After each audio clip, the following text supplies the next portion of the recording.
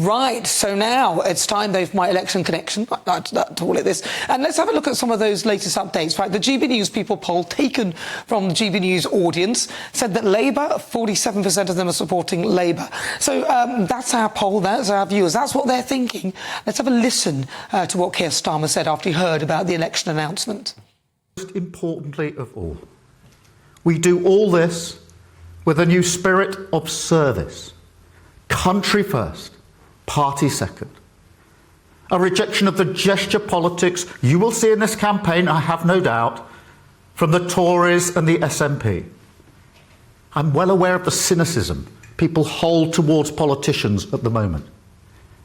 But I came into politics late, having served our country as leader of the Crown Prosecution Service.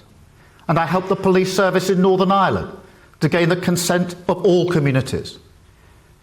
Service of our country is the reason and the only reason why I am standing here now asking for your vote. So he's asking for your vote. Well, what did our viewers think of the Conservatives? Oh, Reform then. Let's take a look at Reform.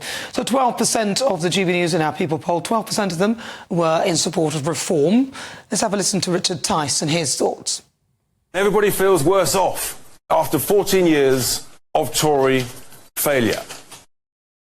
That's the result of incompetence and these experts, along with weak, feeble politicians who have broken Britain.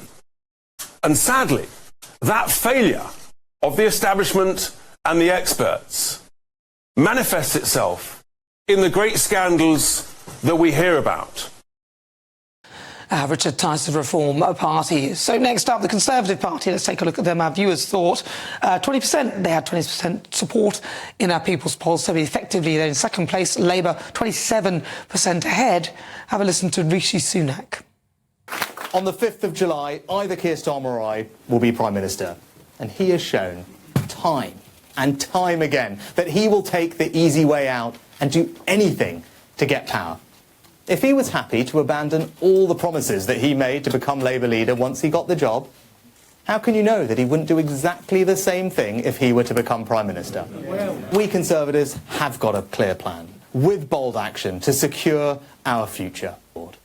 So let's take that message and that vision of a secure future to every corner of our United Kingdom, and let's show Labour that the British people will never be taken for granted. So never be taken for granted. Let's have a look at what the polling for the Lib Dems then on our poll. 9% support from the GB News People's poll.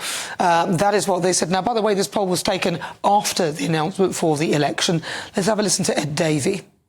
For far too long, people across the United Kingdom have been let down and taken for granted by this Conservative government and this out-of-touch Conservative Party.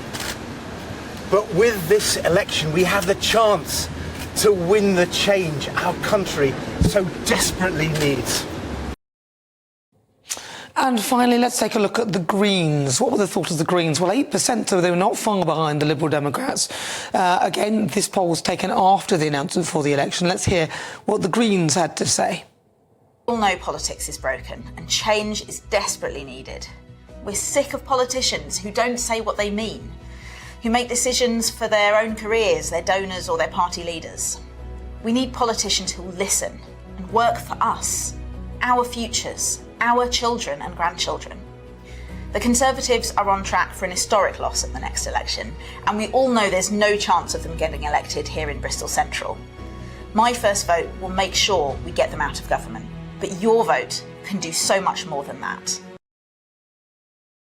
Is the leader of the Greens, Carla Denyer, talking there with regard to the Liberal the co-leader. She's the Greens co-leader. Right, so let's have a listen. Tom Hardwood, he was actually there in Cambridgeshire earlier today where Ed Davey was campaigning.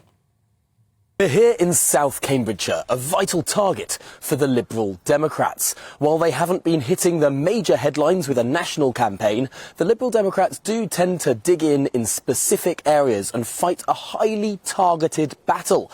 It's not about the wider vote share for the Lib Dems, it's more about those targets and getting the vote out where it counts. And here in South Cambridgeshire could be one of those seats. It's been Tory for as long as people can remember, but recently the council here turned Lib Dem, and that's where they think they've got an opportunity. Of course, just up the road in the city of Cambridge, that used to be a Lib Dem seat. It's currently held by the Labour Party, but there's been demographic change as people can't afford to live in Cambridge City anymore. They're spreading out to the surrounding areas. It's a pattern that we're seeing in many cities across the country as the housing crisis grips and people tend to move further out. It means those voting patterns move further out and potentially younger voters living in areas that were traditionally older areas. And this is where the Lib Dems think that they can get a bit of a foothold in what might be known as the Blue Wall. That's certainly what Lib Dem leader Ed Davey calls areas like this.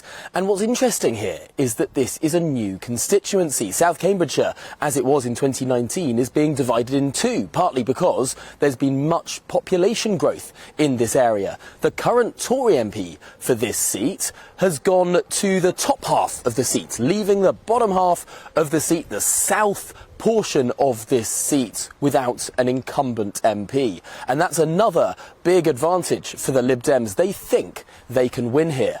But this is all, of course, on a day that is being dominated by one issue, and that's the Prime Minister's surprising pledge on national service. I've had the opportunity to speak to just a couple of people here, and it doesn't seem like it's going down particularly well. However, this might be more about the Prime Minister trying to shore up some of those voters who've shifted to reform, rather than any voters who might be leaning in a more Liberal Democrat direction. Only time will tell.